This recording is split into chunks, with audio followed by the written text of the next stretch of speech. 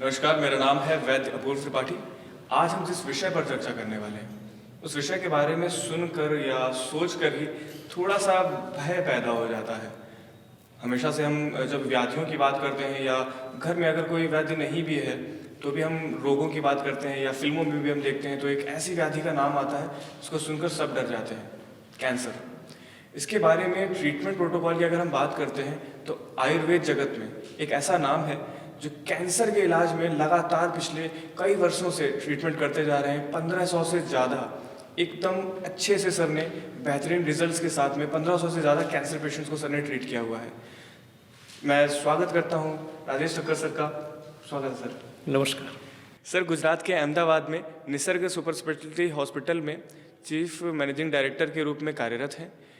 Sir, पिछले 29 वर्षों से आयुर्वेद की सेवा करते आ रहे हैं, आयुर्वेद की चिकित्सा करते आ रहे हैं, लोगों को स्वास्थ्य लाभ देते आ रहे हैं। स्वागत है सर हमारे पॉडकास्ट में। जी नमस्ते। नमस्कार सर। सर, आयुर्वेद और कैंसर ये दो ऐसी चीज़ें हैं जिनको लोग एक पलड़े में नहीं देखते हैं प्रायः। कैंसर का नाम सुन के ही लोगों को एक तो भय होता है और पाश्चात्य संस्कृति या दूसरी संस्कृति या चिकित्सा पद्धतियों की तरफ लोग अपना रुख करते हैं। कैंसर और आयुर्वेद को एक पलड़े में लाने पर आपने कैसे विचार किया, इसको आप कैसे देखते हैं? कोरोना काल के बाद मुझे ऐसा लग रहा है कि आयुर्वेद एक्सप्लोर कर रहा है। बिल्कुल सर। ज़बरदस्त। मैंने कोरोना में भी 800 से ज़्यादा पेशेंट में काम किया, 36 बार आईसीयू में विजिट की और ऐसे ही कैंसर के ऊपर हम काम कर रहे हैं। तो आयुर्वेद के अंदर ये जो पहलू है वो ईश्वर दत्त कुछ कृपा थी और साहस ईश्वर ने दिया। पित्त प्रकृति वाला आयुर्वेद का हूँ तो ऐसे कठिन कार्यों में भय को साइड पर करके वो साहस करना और वो ऐसे केस को लेना, वो मेरे जीवन में 2010 के बाद शुरू हुआ। एक नई हॉस्पिटल बनाई थी, पुरानी थी लेकिन उसमें बहुत बड़ा 7 बेड की हॉस्पिटल बनाई 3 करोड़ की लागत से 2010 में। तो वहीं से मेरे यात्रा की परिवर्तन की शुरुआत हुई। बिल्कुल सर। तो क्रिटिकल एंड जैसे liver failure, kidney failure, heart failure, cancer, ऐसे सब पेशेंट आते रहे। तो मुझे लग रहा है कि ये इमर्जिंग एरा है, आयुर्वेद के लेंस से कैंसर को देखना चाहिए। ज़बरदस्त है। और 57 type of organ, CA buccal mucosa, CA palate, CA nasopharynx, CA pancreas, CA liver, 57 शरीर के अवयवों के कैंसर मैंने ट्रीट किए हैं। तो ये ज़बरदस्त है। तो इस जो कालखंड बदल रहा है और शायद ऐसा लग रहा है कि आयुर्वेद एक ज़बरदस्त ऊंचाइयों पे पहुंचने वाला है और हम मेरे जैसे जो भी लोग हैं शास्त्र के प्रति समर्पित होके इस कार्य को करेंगे तो बहुत सिद्धियां प्राप्त कर सकते हैं। सर, आयुर्वेद की अर्बुद और ओजस की अवधारणा क्या है? कैंसर से जूझ रहे व्यक्तियों को आयुर्वेद इसमें सहायता कैसे कर सकता है? हाँ, बहुत अच्छा प्रश्न है। अर्बुद, आयुर्वेद के शास्त्रों में, ग्रंथों में अर्बुद नाम से जाना जाता है कैंसर को। बिल्कुल। वो 3 प्रकार से उसका क्लासिफिकेशन किया है, बराबर। तो एक तो लोकेशन के हिसाब से, जैसे नासार्बुद है मुखारबुद है। तो आज का जो ओरल बक्कल म्यूकोजा का जो कैंसर है, तालु अर्बुद है। तो तालु अर्बुद यानी सीए पैलेट का जो कैंसर है वो, ऐसे अलग अलग प्रकार के अर्बुद का वर्णन किया गया है। सुश्रुत संहिता करीबन 2500 से 2600 साल पहले गिनी गई। तो सुश्रुत जी पहले सर्जरी करने वाले दुनिया के सबसे पहले सर्जन माने जाते हैं। तो दुनिया की सभी बड़ी बड़ी सर्जरी की बुक उनको डेडिकेट करती है। तो उनके ग्रंथ में अर्बुद का वर्णन मिलता है। दूसरा एक है ये स्थान के हिसाब से, फिर उसकी ट्रीटमेंट करने के लिए तो दोष के हिसाब से भी उसके प्रकार गिने गए। वातज अर्बुद, पित्तज अर्बुद, कफज अर्बुद और त्रिदोषज अर्बुद, ऐसे करके वो लिखे गए हैं। तो ऐसे करके उसका मतलब है कि उनको बहुत सारा ज्ञान था, उसको क्लासिफिकेशन करके रखा था और उनकी चिकित्सा बताई गई है। लेकिन वहाँ उनकी जो ऋषियों की जो ऊर्जा थी वहाँ तक पहुँचने का हमें प्रयत्न करना चाहिए। मैं प्रयत्न कर रहा हूँ, मुझे बहुत ज़बरदस्त सफलता मिल रही है। तो ये अर्बुद है। और दूसरा आपने कहा ओजस, तो एलोपैथी में मॉडर्न मेडिकल साइंस में क्या होता है कि कीमोथेरेपी की तो आपके बाल झड़ गए, हीमोग्लोबिन कम हो गया, आरबीसी टूट गए, आपके प्रोटीन है वो टिश्यूज में से निकल जाता है, इतनी वीकनेस लगती है, भूख नहीं लगती, स्किन हल्की काली पड़ने लगती है, वैसे बहुत सारी साइड इफेक्ट होती है। तो आयुर्वेद की औषधियों में अगर ओजस्कारी, ओज यानी शरीर की 7 धातुओं का सार है, तो ओजस्कारी आयुर्वेद औषधि है, वो कैंसर के साथ में दिया जाए बिल्कुल, तो कुछ भी कैंसर है लेकिन शरीर के हेल्दी टिश्यू वो बनते रहेंगे, बराबर। तो कीमोथेरेपी क्या करती है कि कैंसर सेल को मारती है लेकिन हेल्दी सेल को भी डिस्ट्रॉय करती है। आयुर्वेद में ये डिफरेंस है, ये ओजस का परिकल्पना जबरदस्त है। आयुर्वेद की विश्व की सभी चिकित्सा पद्धतियों को सबसे बड़ी देन है। तो ओजसकारी औषधियाँ जिसको रसायन रिजुवेनेशन कह सकते हैं, तो ऐसी औषधियाँ हैं कि कैंसर के पेशेंट को इम्यूनिटी को जबरदस्त बढ़ाना है, तो वो ओजस्कारी बहुत सारी औषधियों का वर्णन है। जिन ओजस्कारी औषधियों का आप यहाँ पर वर्णन कर रहे हैं, तो क्या हम इनको कीमोथेरेपी और रेडिएशन के समन्वय मान सकते हैं? जरूर जरूर, बहुत अच्छी बात कही कि कीमोथेरेपी और रेडिएशन, तो मेरे यहाँ 1500 पेशेंट मैंने ट्रीट किए, तो करीबन 500 ऐसे होंगे कि जो अकेले आयुर्वेद की दवाई चल रही है, 1000 पेशेंट ऐसे होंगे कि जो एलोपैथी के साथ में आयुर्वेद चल रहा है। तो ऐसी कंडीशन में कुछ पेशेंट ऐसे होते हैं, उनके रिलेटिव होते हैं, उनका मानना ये है कि सर हम कीमोथेरेपी करवा रहे हैं लेकिन आपका नाम सुना है तो इसकी आप साइड इफेक्ट रोकते हैं। तो मैं बोलता हूँ, और ये हमारे पास डाटा है कि हीमोग्लोबिन कम नहीं होता, प्रोटीन कम नहीं होता, वीकनेस इतनी नहीं आती, बाल 70% तक झड़ने बंद हो जाते हैं, वो रुक जाते हैं, 30% ही झड़ते हैं। तो ये सब जो है वो आयुर्वेद की देन है। तो कीमोथेरेपी चल रही है, ठीक है, वो पेशेंट और उनके रिलेटिव का ऐसा है कि आयुर्वेद दवाई अभी नहीं करनी है लेकिन वो बाद में करेंगे, क्योंकि उनको कोई डर है कि साथ में दोनों करेंगे तो कुछ हो जाएगा। तो एंटी कैंसर नहीं करेंगे लेकिन हमें कीमोथेरेपी की साइड इफेक्ट को रोकना है। तो हमारा पूरा एक ग्रुप है, तो वो उसी के ऊपर काम करते हैं और कीमोथेरेपी और रेडिएशन को 60 to 80% वो हम कम कर सकते हैं उसकी साइड इफेक्ट को। तो आरबीसी हिमोलाइज नहीं होता, हीमोग्लोबिन कम नहीं होता, ये सब हम सिद्धियाँ प्राप्त कर चुके हैं। तो ये पॉसिबल है, तो इसको अलग नज़रिए से देखना चाहिए। जो मेटास्टेसिस की एक शब्द आता है, बड़ा सा शब्द होता है इसको हम अगर देखते हैं तो इसको घातक ट्यूमर की एक पहचान माना गया है। हाँ। ये प्रक्रिया शुरू कैसे होती है, इसका आगे परिणाम क्या होता है?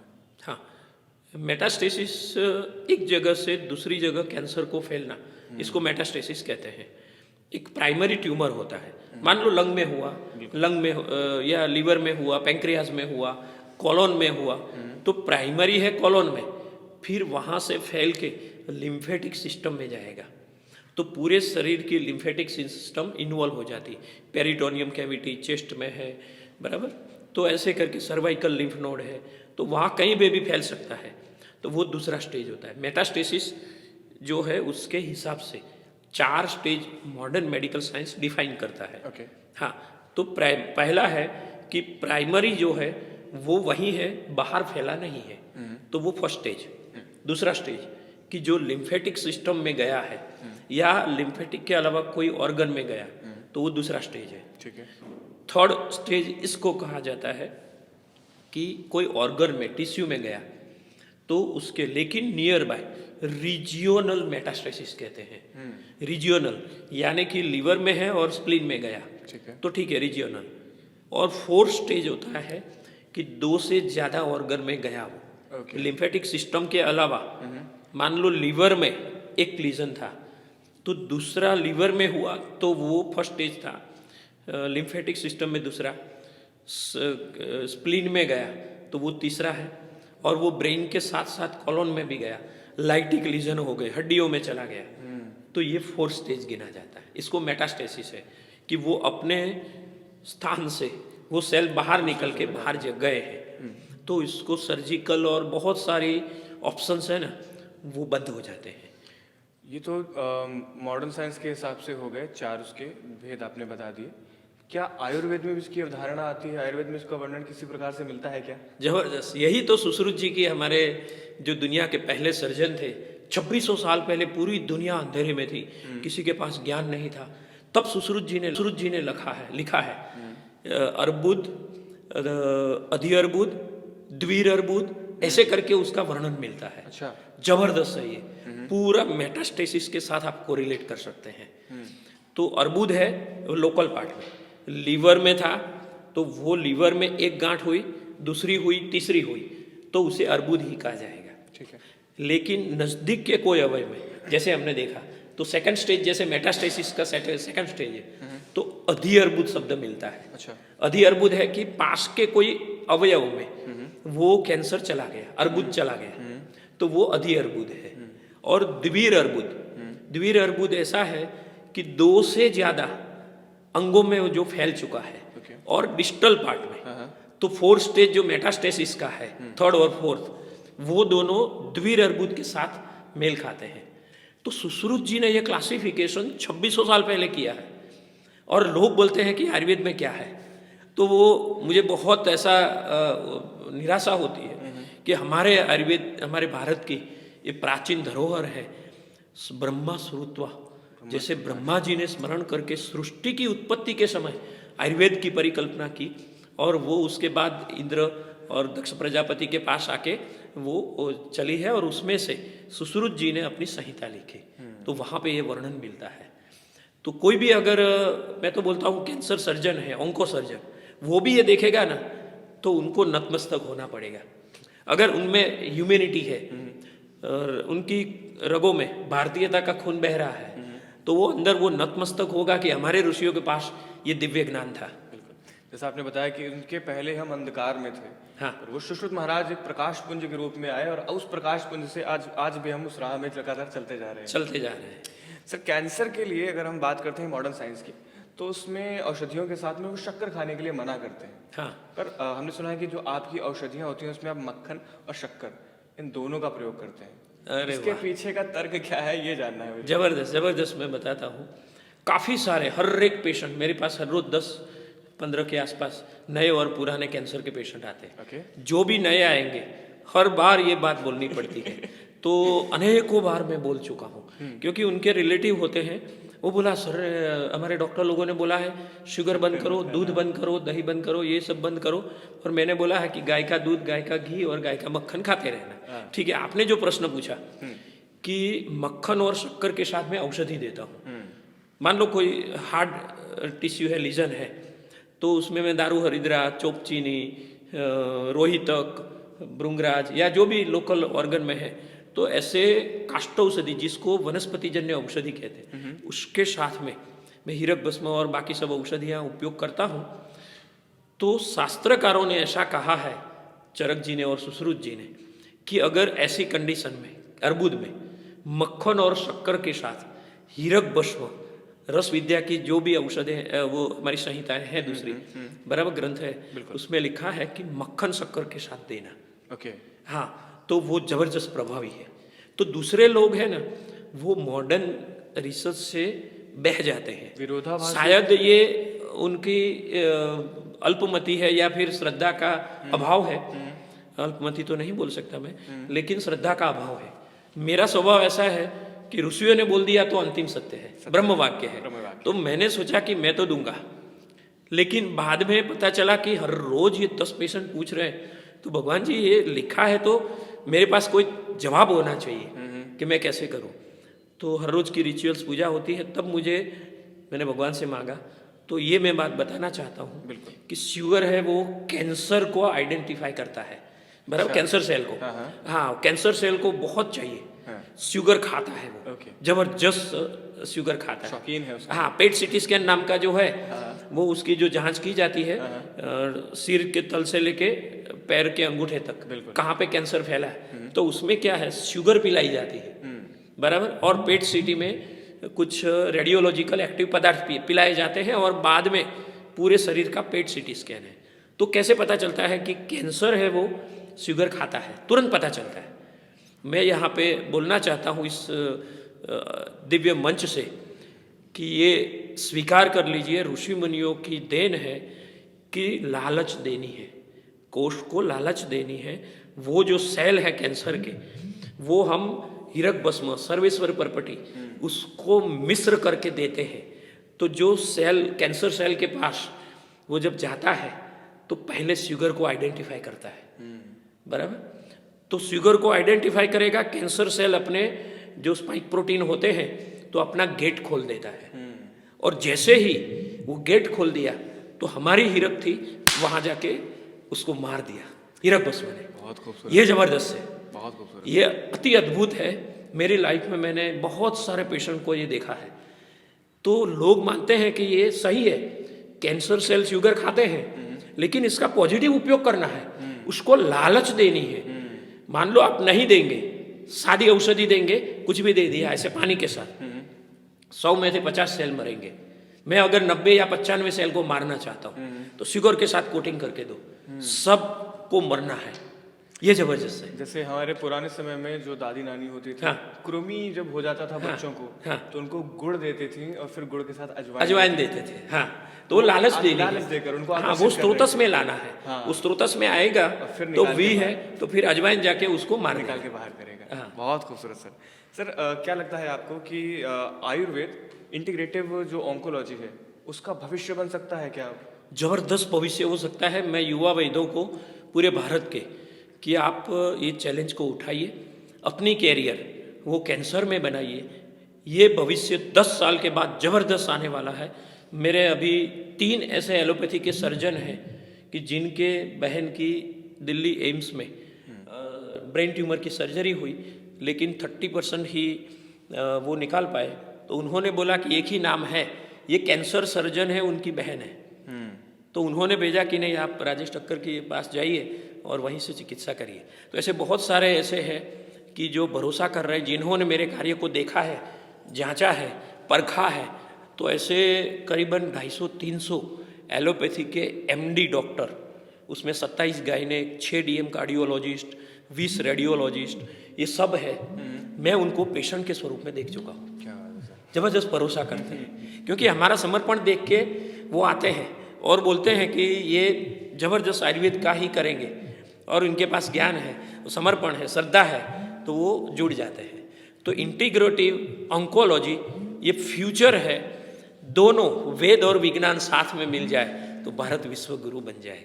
तो ये मैं कहना चाहता हूँ कि दोनों को अगर साथ में हो जाए, कुछ ऐसी बातें होती है कि बहुत आगे बढ़ चुका है तो तुरंत वो कीमोथेरापी या सर्जरी जरूरी होती है, तो वो हो जाए और साथ में आयुर्वेद जुड़ जाए। तो इंटीग्रेटिव ऑन्कोलॉजी अगर ये हो जाए तो बहुत सारे पेशेंट को मृत्यु से बचा सकते बचाया जा सकता है। सर आप इतने पेशेंट्स देखते रहते हैं लगातार, तो अगर हम देखें अभी वर्तमान परिप्रेक्ष्य में, तो जो आयुर्वेद में कैंसर की हम अगर जो बात कर रहे हैं, तो क्या ये एक पूरक विकल्प है या पूरी समन्वित चिकित्सा के रूप में हम इसको देख सकते हैं? पूरक भी है, विकल्प भी है और समन्वित भी है। क्या बात है। तीनों है।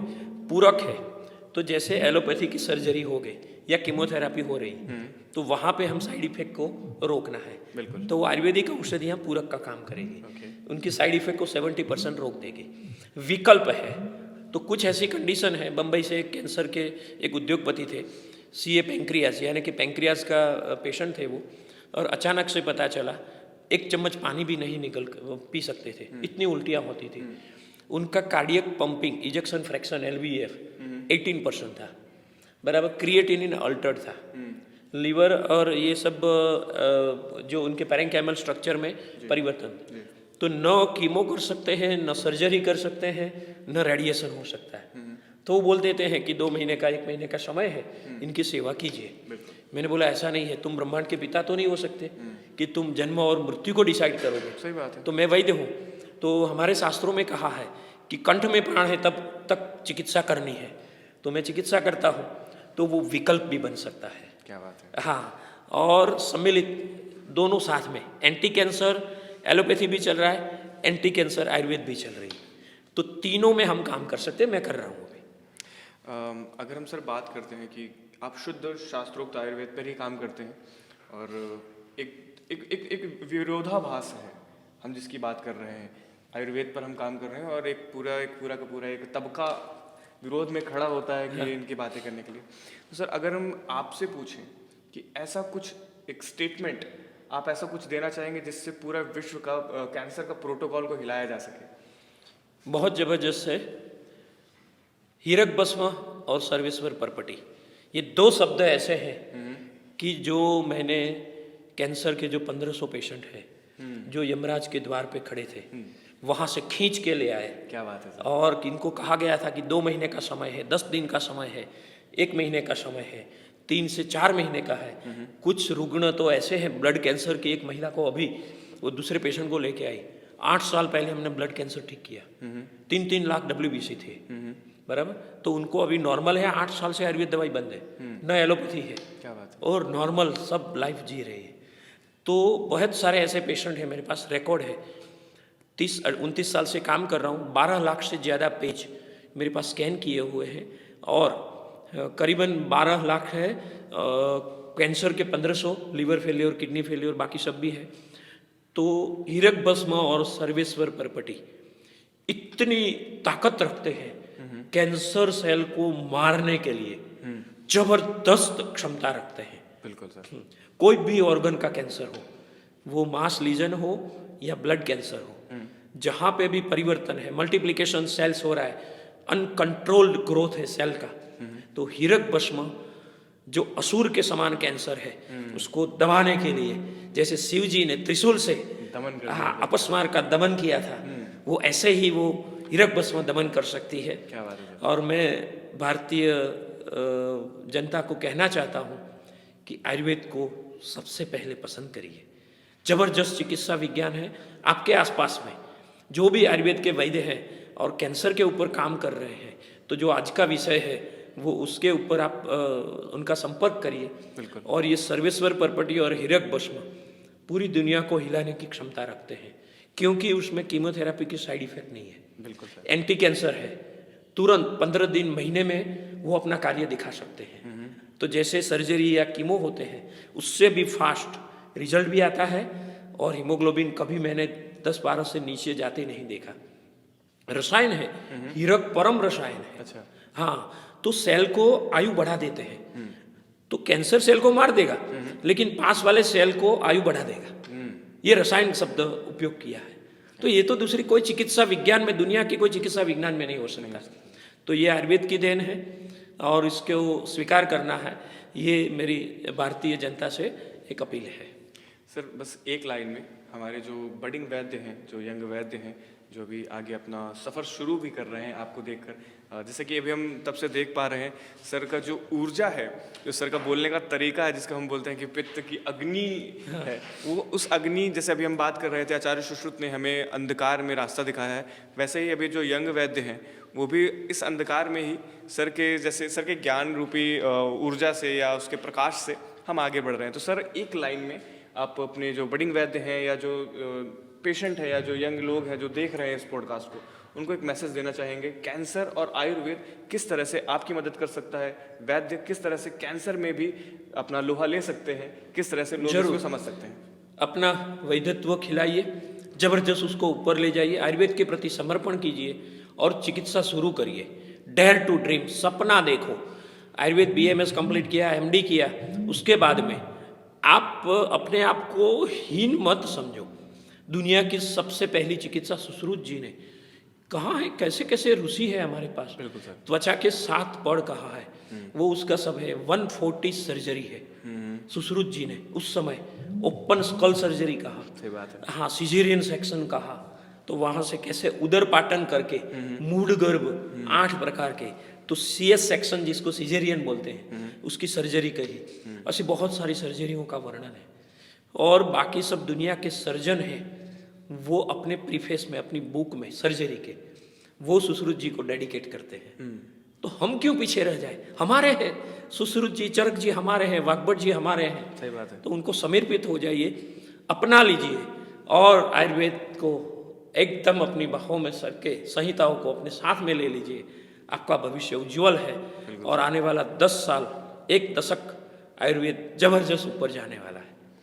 इस पूरे वक्तव्य में सर की एक लाइन, डेयर टू ड्रीम और समर्पण, ये दो चीज़ें ऐसी रही हैं जो वैद्यों के लिए एक पत्थर की तरह काम करने वाली हैं। और सभी लोग जो अभी तक जो हमने पॉडकास्ट शुरुआत में एक लाइन बोली थी कि कैंसर के नाम से डरते थे, मूवीज़ में डराते थे, तो अब से डरना बंद करना है, सही आयुर्वेद को चुनना है, अपने नज़दीकी वैद्य से संपर्क करें, सही आयुर्वेद को चुनें। सही तरह से आयुर्वेद और कैंसर को हम एक साथ एक पलड़े में रख सकते हैं। आयुर्वेद से हम कैंसर को भी हरा सकते हैं। धन्यवाद सर, बहुत बहुत अच्छा लगा और बहुत ही एक अच्छा सेशन हुआ है, बहुत ही एनर्जेटिक सेशन हुआ है हमारा आज का। मुझे लगता है कि यंग वैद्य और जो लोग इस सेशन को सुन रहे थे, उनका जो मानसिक एक विचारधारा थी, इस सेशन को सुनने के बाद ज़रूर बदलेगी। जरूर बदलेगी। जय धन्वंतरी, जय आयुर्वेद। जय आयुर्वेद। प्रणाम सर।